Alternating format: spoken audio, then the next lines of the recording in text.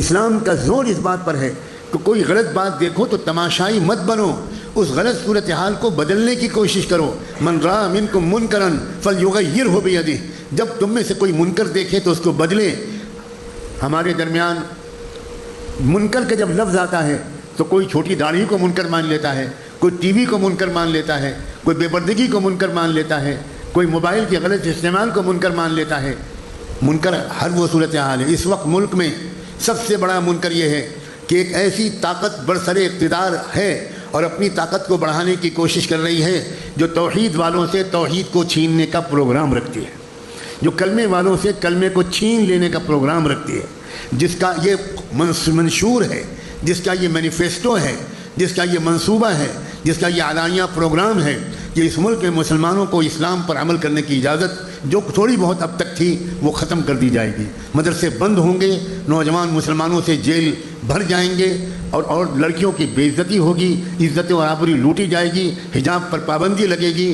کوئی خاتون، میری اور آپ کی کوئی بیٹی اور بہن، وہ حجاب اور حیا کے ساتھ کسی سرکاری دفتر میں نہیں جا سکے گی۔ اس کا پاسپورٹ جب تک اس کا سر ننگا نہ کیا جائے، اس کا چہرہ نہ کھولا جائے، وہ نہیں بنے گا۔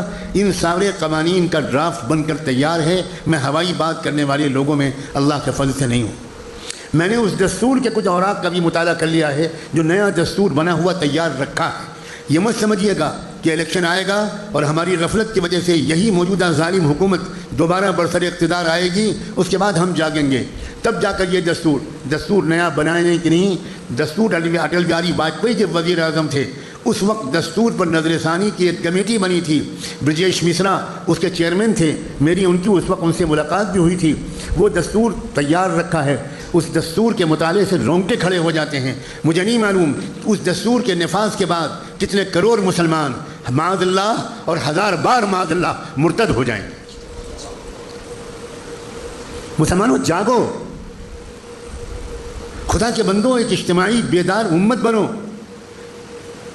منکر کو بدلنا، موجودہ صورتحال کو بگڑنے سے بچانا، مزید بگڑنے سے بچانا، کچھ سدھار کی طرف لے کر جانا، اس کا پہلا مرحلہ آج الیکشن کے ذریعے شروع ہو چکا ہے۔ آج پہلا دن ہے اور یہ الیکشن عام الیکشن نہیں ہے۔ آپ ہزاروں مرتبہ یہ جملہ بہت سے لوگوں کی زبان سے سن چکے ہوں گے۔ یہ الیکشن خدا نخواستہ ملک کی تاریخ کا آخری الیکشن ثابت ہوگا۔ اس کے بعد ہمارے اور آپ کے ہاتھ سے کوئی ووٹ دینے کا، کسی کو چننے کا اختیار بالکل چھین لیا جائے گا۔ یہ قانون بنے رکھے ہیں، اس قانون کے لیے بس اس بات کی تیاری ہے یا انتظار ہے کہ 3/4 اکثریت ہو جائے۔ اسی لیے 370 اور 400 پار کے نعرے لگائے جا رہے ہیں، اس لیے کہ 3/4 اکثریت کے بغیر دستور کو بدلا نہیں جا سکتا۔ دستور کو بدلنے کے لیے نیا دستور بنانا نہیں ہے، بلکہ دستور بنایا رکھا ہے، اتنی طاقت حاصل کرنی ہے کہ اس کو نافذ کر دیا جائے۔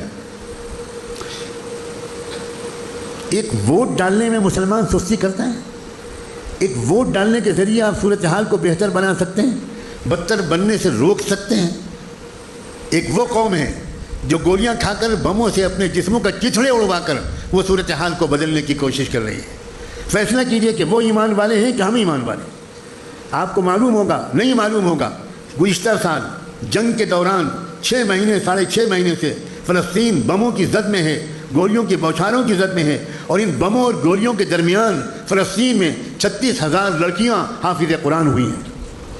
ہم ایمان والے ہیں کہ وہ ایمان والے ہیں؟ کبھی موازنہ کیجئے اپنے ایمان کا، کہاں یقین ہے ہمارا؟ کتنے ڈرپوک، کتنے بزدل، کتنے راہ فرار اختیار کرنے والے ہم چند دن کی جیل سے ڈر رہے ہیں، اور ان کا حال یہ ہے کہ وہاں کی کوانی بچیاں حافظ قرآن بن رہی خیموں میں، اس خیمے سے اس خیمے میں، رات میں اعلان ہوتا ہے بھاگو یہاں سے، ادھر جاؤ، یہاں حملہ ہونے والا ہے، وہ بیچاری بھاگتی ہیں اور لے کر سب سے پہلے کیا چیز لے کر نکلتی ہیں؟ میرا قرآن نہ چھوٹ جائے، میرا قرآن نہ چھوٹ جائے۔ بھارت کے مسلمانوں، اپنے ایمان کی فکر کرو۔ آخری اسٹیج پر پہنچ گیا ہے کفر و اسلام کا مقابلہ ہمارے ملک میں۔ شرک و توحید کی جنگ جو بہت عرصے سے جاری تھی وہ اب اپنے آخری فیصلہ کن اسٹیج میں ہے۔ آپ کی داڑھی، آپ کا کرتا پاجامہ اور ٹوپی یہ اس بات کی علامت کافی نہیں ہے کہ آپ ایمان والے ہیں۔ اللہ تعالیٰ آئندہ آنے والے دنوں میں دیکھے گا کون ایمان والا ہے۔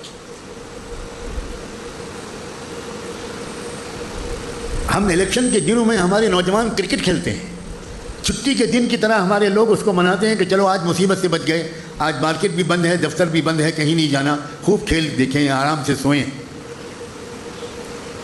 یہ تو خدا کا شکر ہے کہ ملک کے موجودہ حالات میں مساجد کے اندر ان موضوعات پر گفتگو کا رواج شروع ہو گیا، ورنہ ہماری ذہنی پسماندگی، اسلام کو نہ سمجھنے کا ہمارا حال یہاں تک پہنچ گیا تھا کہ زندگی اور موت جیسے مسائل پر بھی مسجدوں میں علماء کو